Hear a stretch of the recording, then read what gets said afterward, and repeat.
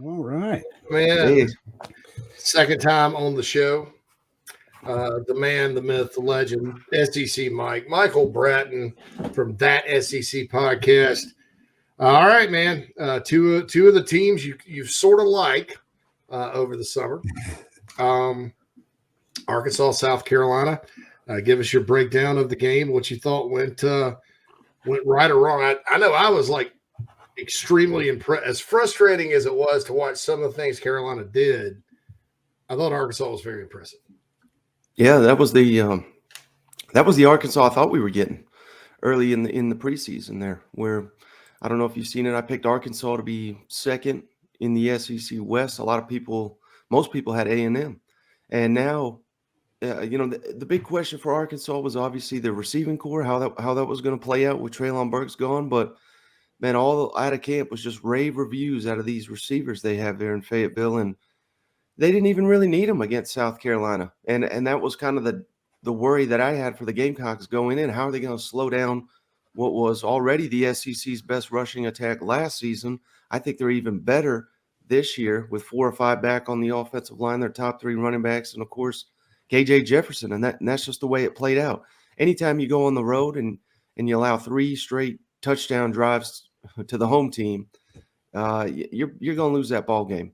Now, for South Carolina, the main takeaway for them, it's not what you want to hear, but there was no quitting that team. I've seen a lot of teams get down like that, would have thrown in the towel, would have, realized they had little to no shot in that ball game, but they actually made it competitive there in the second half. Again, there are issues with Arkansas secondary and being down Catalon and Slusher. South Carolina, they were in a position to take advantage of those, but it was either Spencer or his receivers, maybe probably a combination of both, just unable to connect on some deep shots. Had they been able to hit on some of those, maybe it is a ball game. Yeah, I get that running the ball was a real issue, but I agree with Shane Beamer. I mean, they saw a potential advantage they had going up against Arkansas secondary, but like I said, they just couldn't capitalize on it. So, you're potentially staring down the hole of 1 and 2 here, unless you could pull the massive upset this weekend. But just because you lost to Arkansas and in somewhat convincing fashion, I wouldn't write off South Carolina, and I wouldn't even write off their chances this weekend. I'm telling you, Arkansas is a top 5 team. I really do think. And you just went to their building and you lost. You had more turnovers. That's going to happen every single time. You got to win the turnover battle against Georgia. You got to connect on some of those deep shots. And just because Georgia, which they deserve to be number 1, I think they are the best team in the country right now. But just because they steamrolled Oregon doesn't mean they're going to steamroll the Gamecocks in Columbia. Michael Bratton, that SEC podcast. What's wrong with A&M? Just now, I had a theory going in, and I agreed with you about maybe not picking them as high, just because I think today a lot of media, of course not you or anybody we have on the show, a lot of national media is a little lazy. I think they kind of look at recruiting rankings and go, oh, well, they'll be fine just because of this great class. And I remind everybody, last time a program in the SEC other than Bama or Georgia had a quote-unquote historically great class, it was Florida in 2010. I think they went 7-5, 8-5, and Urban Meyer left. That's not because it's not always universal that it works out. I was a little bit – I thought maybe they'd struggle more on defense, Mike, but their offense is atrocious. What's wrong with the Aggies? Yeah, the problem is I don't know what the official number is, $90 or $100 million man, Jimbo Fisher, and just his failure to adapt. And, you listen to people down there in College Station, he's his own boss. That's a huge problem. His contract is fully guaranteed. I mean, at this point, I don't know what's motivating him to change. These coaches, fans jump on these players for their attitude and cockiness and all that. These coaches are 100 times cockier and bolder than these players. So a lot of these guys, they get to the position where they're at because of what they know and everything like that. And they refuse to adapt. And Jimbo has refused to adapt his offensive scheme. And it was awful at Florida State after the Jameis Winston era. And it's largely been dreadful at A&M. And this is the same thing I was saying all off season. I mean, he never developed Kellen Mond. I don't know what these fans are thinking. They think, he was a solid player, but he never got better from his sophomore year to his senior year. Now the stats are a little bit better, but they had an elite offensive line that year, and that was the one year A&M was good, and it was the COVID year. And I don't want to diminish every accomplishment a team made during the COVID year, but that was the year we had. The best example I got is LSU. Jamar Chase was leading the charge for hashtag We Want to Play. They brought football back, thank God, for people like us and everybody really, but people that are getting paid to do this. They brought football back, and then Jamar Chase said, "Well, you know what? I don't want to play." That was terrible. They had another receiver, Terrence Marshall. He had a players-only meeting when things started going downhill at LSU, and then they were coming up on Alabama week. He said, "You know what? I'm out too." I mean, that was just the story. That I'm not picking fun of LSU. That was happening at Mississippi State. That was happening all across South Carolina knows. Oh, they fired Muschamp, and man, there was a lot of injuries and opt-outs and all that. So the COVID year is not the year you want to judge college football. Hell, there was barely even fans in the stands that year, except for down there in College Station, which Dan Mullen famously pointed to. But yeah, A&M has just – quarterback is a major, major issue. I don't understand. Anytime I try to bring up Max Johnson as a potential starter down there, people down there would jump on me. Haynes King. He's the future. He's Johnny Manziel 2.0. And now they got another freshman that's Johnny Manziel 3.0. I mean, every quarterback they recruit down there is Johnny Manziel. There's only one Johnny Manziel, brother, and he's not on that roster right now. So they just have a world of issues. And like you said, the defense is dynamic. Jimbo's got he recruits. Let's give him credit for recruiting, but he's got no hand in that defense. Mike Elko, the Duke coach, he was outstanding. And now they've got all kinds of monsters on that side of the ball. They still look pretty formidable on the defensive side of the ball, but it's the guy running the offense, developing these quarterbacks, recruiting these quarterbacks. They all wanted to blame Zach Calzada last year. He was the problem. Now, don't blame Jimbo. It's all Zach Calzada. Well, they look even worse without Zach Calzada now. Miami, Arkansas, and Dallas at Mississippi State, which is, I believe, since A&M's been in the league, 5-4, 4-5, something like that against them, including last year's upset. And then at Alabama before the bye, then they come to Carolina. Then they got Ole Miss at home and Florida at home. This could turn ugly, like so ugly, if they continue to play the way they've played. I mean, it's they could easily lose the next 4 games. And I think, although they've owned the Gamecocks, and after an open date, you'd think they'd make some changes coming over to Columbia. I think South Carolina's got a shot if things remain as they are. Yeah, I mean, staring down the barrel, 1-5, 1-6. Goodness, I don't know. Does A&M have enough money to pay out the $90, $100 million that they would owe them? I don't even know if they got that much money. They probably do, but yeah, I mean, oil prices are dropping now. They'll have to divert some of that NIL money to pay off Jimbo. I don't think it's going to get that bad because they still have a top 5 roster in college football, and that's more important than anything. Jimbo just getting in the way. I think they'll win a couple of those games, but yeah, like you said, it's daunting. Mississippi State is the only team you mentioned there that's not ranked aside from South Carolina, and I think Mississippi State, not only top 25, they should be in top 20. They are playing lights out right now. I don't understand the disrespect for Mississippi State. That's a team to keep your eye on. Mississippi State with a big 39-17 win over Arizona. I think a lot of SEC games Saturday were early, and so a lot of folks maybe didn't stay up once they watched Florida, Kentucky, but 39-17, and the folks out west, Arizona actually had a pretty big win first week against San Diego State. So that's not a terrible team. They went out there and crushed. And I think a lot of Mississippi State people have been kind of quietly optimistic this offseason and, all that. So, all right, so you were higher than most on Missouri. They got spanked against Kansas State. What do they have to do to kind of get better? I know turnovers were an issue. I know Kansas State's just really good. I'll be honest, I didn't see that kind of score coming, 40-12. Your take on the Tigers right now?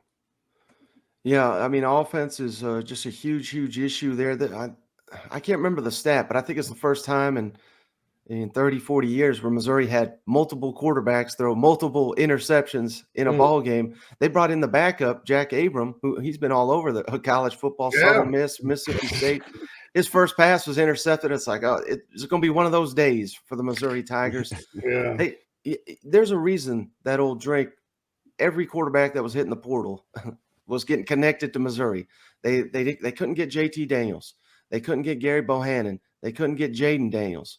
I mean, they were literally going after everybody with some experience down there because they knew they didn't have the answer. Now, they do have a freshman down there by the name of Sam Horn. He played for a big-time program there in the state of Georgia. I know Tennessee was after him, Oklahoma. I mean, this is a very, very touted quarterback. He must not be ready to play. So, major issues right now with Missouri. They actually had the nation's number one rushing defense after week one. They only allowed 6 yards to Louisiana Tech. So there was hope. Hey, maybe they got this defense turned around, and then they just got tore to pieces by Kansas State. So of course that was just that was not an accurate representation of what they got on the defensive side of the ball. But every year Drink's been there, they have a new defensive coordinator. That's a red flag too. And Blake Baker, he's a hell of a linebackers coach. I'm not trying to trash him, but he had his opportunity at Miami. They got worse every year he was down there as the defensive coordinator under Manny Diaz. So I don't think he was the answer, but I think they were kind of forced to go with him because Steve Wilkes left for the NFL right after signing day. So I don't know. He has got to get a defensive coordinator in there that knows what the hell he's doing. And, this is his offense. So that is on him. But they better just hope that Sam Horn is the future there. And I know Missouri, there's a lot of Missouri fans, JC, calling for his job already. And I just think that's laughable, the way he's recruiting. And Missouri is we all know is not an SEC power by any means, but they've pulled off a number of upsets. And I think, there's no better example than old Mark Stoops up there at Kentucky. You have got to invest in your program, give it time, let him bring in his talent. And, because in reality, who is Missouri going to get that is just going to come in there and do wonders for that job? I mean, Urban Meyer, everybody wants Urban Meyer or Hugh Freeze or something like that. But those coaches they're just not going to Missouri. No, I couldn't see Herbs at Missouri. At all. No way. So, and you look at it, they've got a tough stretch coming up after Abilene Christian this weekend, and so they're going to be 2-1. But then there's that trip to Auburn. But of course, you never know with Auburn. Shoot, man. Auburn is terrible. I don't know if you watched that San Jose State game. I watched it, and I didn't think they were that great against Mercer, to be honest with you. I thought it was just more of they just lined up and ran the ball. So Auburn plays Penn State this weekend? Right. So imagine if they get destroyed by Penn State, which I'm not sitting here saying is going to happen, but certainly could happen. Then all of a sudden, all that negativity there on the plains is going to be circling, and then they turn around and host Missouri, which should be coming off of a win, like you said, against Abilene. This could be huge for both those coaches and their future at their respective schools. And then it's after Missouri, it's LSU at Georgia at Ole Miss. The LSU Tigers, Mike, I thought, 65-17 against Southern. Yeah, that's fine. It's Southern, from right there in town, an in-town game. Brian Kelly called a lot of crap for that loss to Florida State, but, they have a chance if they can beat Mississippi State, really good team that is not historically great in Death Valley this weekend. I think they have a chance to get back on track. Yeah, and they did play horribly in that opener for about 3 quarters, but somehow managed, a solid fourth quarter to nearly steal that one. But so, there's something to be said for that. Jaden Daniels is playing pretty well. I have yet to watch the Southern game yet. Those are the ones that I kind of put on the back burner till Thursday or Friday to try to get around to watching, because I don't know what you learn from a matchup like that. But yeah, this is going to be a pivotal game. But like I said, don't overlook Mississippi State. I think LSU fans naturally just overlook Mississippi State. And the thing is, LSU they've got a lot of talent in that secondary, but it's all new pieces. They raided the transfer portal to rebuild their secondary. Obviously, a new system. These players have not played together, whereas Mississippi State, they are the most experienced team in the SEC. They go about 6, 7 deep at receiver, and all these receivers have different roles in that offense. It may be the best receiving core in the SEC. So I think Mississippi State's got a major advantage in that aspect of the game, at least. And Will Rogers is not going to be phased going into Death Valley. He's played all over this league. I would not be surprised if it's a close game, but I would not be surprised either if Mississippi State wins by double digits. Michael Bratton for that ACC podcast. One more team to ask you about, then we'll circle back to Georgia, Carolina. Briefly, I watched Tennessee and Pitt. I thought it was a heck of a game. I felt like it would be.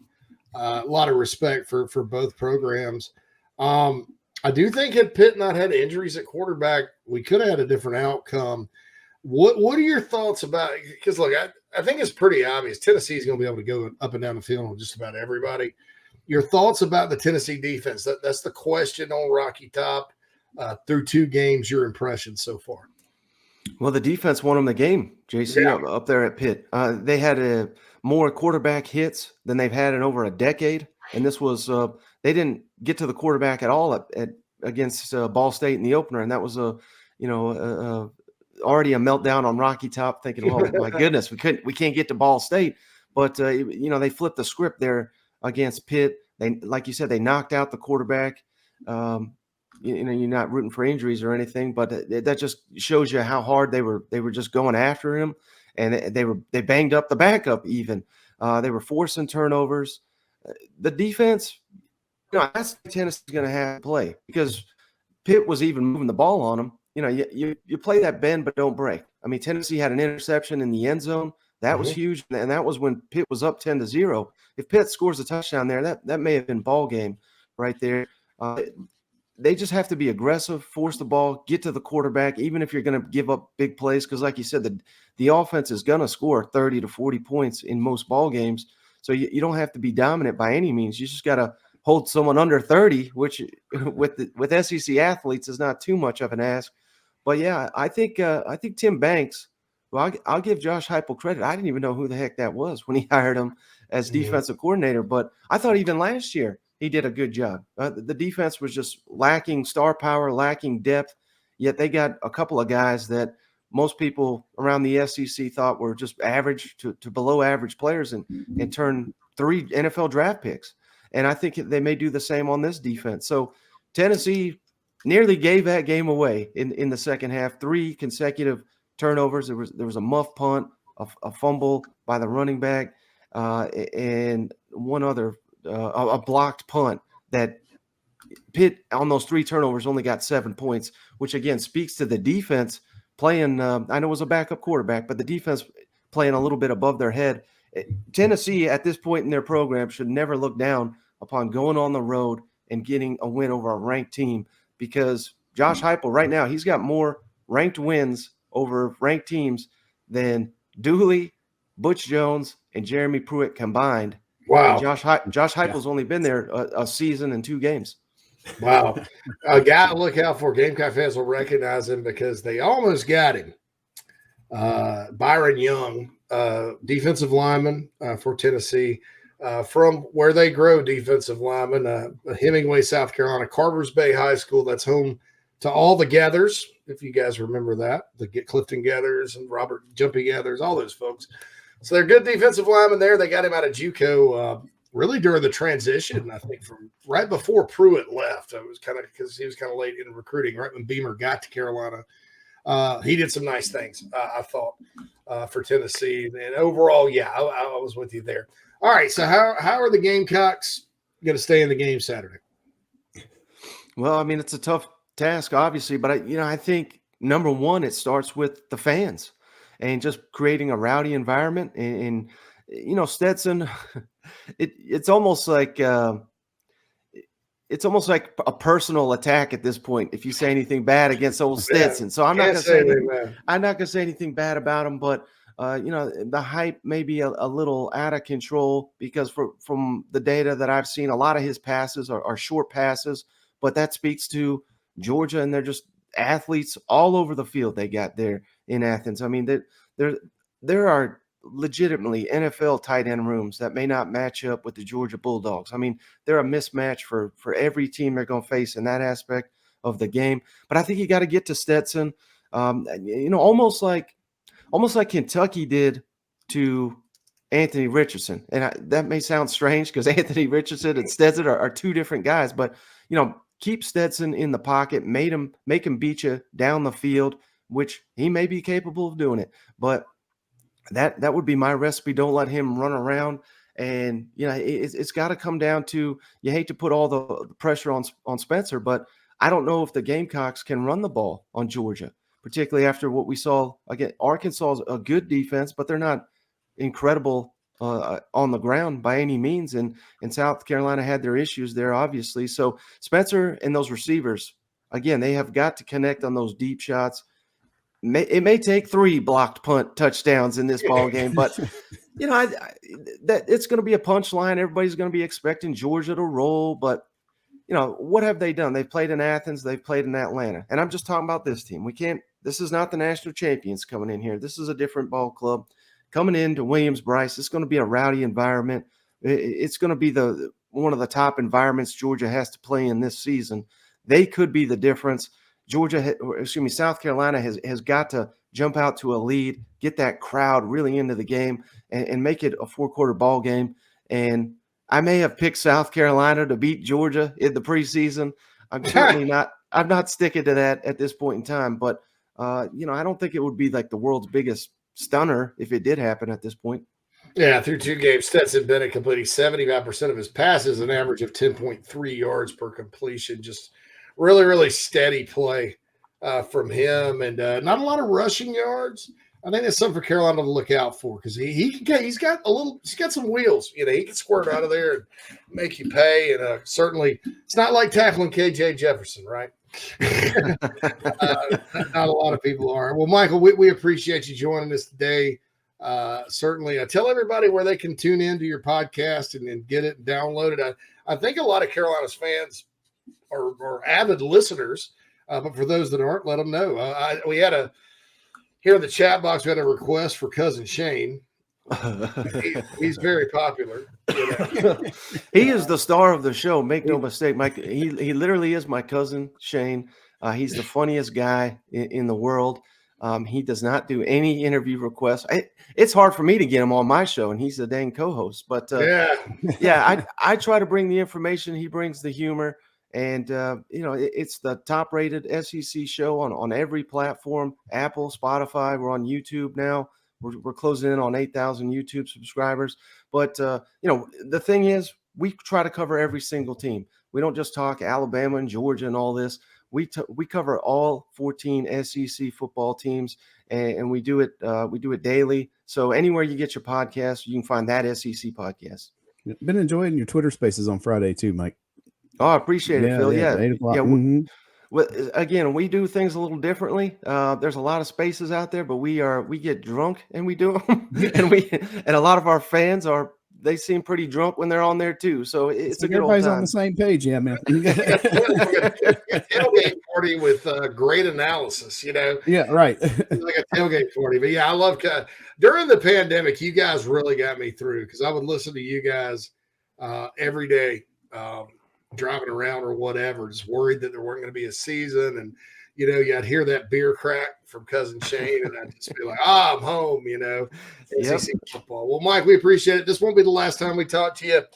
Certainly good to speak today and looking forward to our next conversation, buddy. Absolutely. Thanks for having me, guys.